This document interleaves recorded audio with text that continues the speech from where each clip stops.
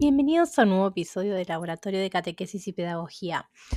Hoy vamos a hablar de un tema que atraviesa toda nuestra vida cotidiana y es sobre las redes sociales, las pantallas y cómo casi sin darnos cuenta empezamos a medir el valor personal en números.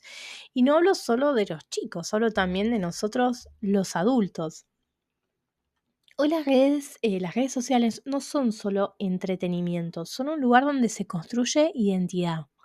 Para un niño o un adolescente, un like no es algo menor. Muchas veces se vive como un mensaje silencioso que dice, me ven, importo, valgo. Y esto es clave decirlo. El deseo de ser visto y amado no está mal.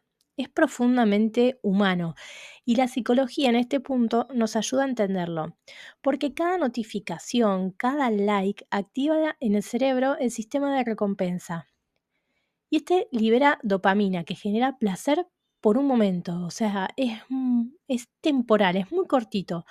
Y ese es el problema, es que dura muy poco. Entonces, ¿qué pasa? Dejamos la pantalla, pero después la volvemos a agarrar. La dejamos y otra vez la volvemos a agarrar. Y eso genera todo un ciclo vicioso, ¿no? Y sobre todo en niños y adolescentes. El cerebro aprende rápido esta idea peligrosa que es, si me miran, valgo. Y esto no es solo una sensación. Desde que las pantallas y las redes sociales se volvieron masivas, aumentaron de manera exponencial los niveles de ansiedad, tristeza y soledad en niños y en adolescentes. Y no porque la tecnología sea mala, sino porque entró en la infancia sin manual de uso, ni para los chicos ni para los adultos. El psicólogo Jonathan Haidt explica algo muy simple y muy fuerte. En su libro La generación ansiosa, él explica que no es solo el tiempo de pantalla lo que afecta, sino todo lo que la pantalla va a reemplazar y sigue reemplazando. Menos juego libre, menos aburrimiento creativo, menos encuentros cara a cara. Cuando la identidad se construye principalmente desde una pantalla, se vuelve súper frágil y dependiente de la aprobación externa. Y acá hablo como mamá. Siento que tengo que saber de todo, ¿no? Videojuegos, dibujos animados, redes que salen constantemente, los famosos youtubers. Y esto uno lo hace no para ser cool, sino para cuidarlos, ¿no? Pero seamos honestos, agotador, es agotador.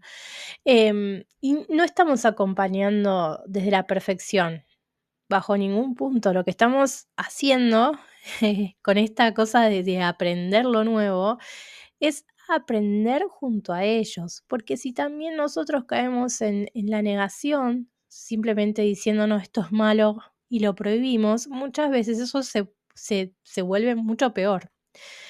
Em, y acá quiero traerles algo importante también, que es que la tecnología y Dios pueden ir unidos. Sí, así como me escuchan.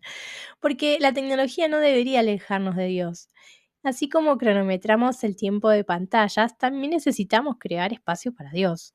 Y no cuando sobra el tiempo o no cuando está todo en silencio, porque a veces eso es casi, al menos en mi hogar, es casi imposible.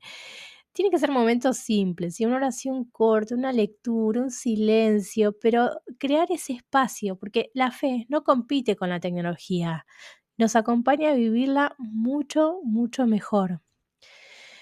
La respuesta no es el miedo, ¿no? Ni el control excesivo, es acompañar, es estar presentes, es preguntar y dar ejemplo con nuestro propio uso de pantallas, porque también a veces uno se encuentra retando a los chicos diciéndole no usen tanta pantalla, no miren tanta tele y nosotros estamos full con el celular en la mano mientras les estamos diciendo esto, ¿no? O sea, súper contradictorio el mensaje.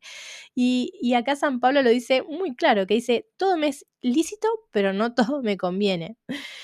Y esto eh, nos afecta a chicos y nos afecta también a los adultos, porque a veces con el afán de proteger a los más chicos, no nos damos cuenta que a nosotros también nos afecta, ¿no?